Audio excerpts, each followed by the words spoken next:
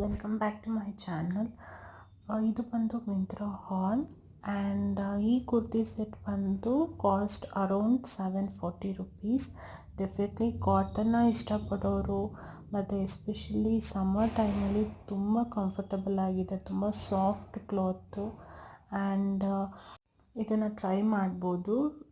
Affordable ಆಗಿದೆ cost ಕೂಡ, ಮತ್ತು ಫ್ಯಾಬ್ರಿಕ್ ಕೂಡ ತುಂಬ ಚೆನ್ನಾಗಿದೆ.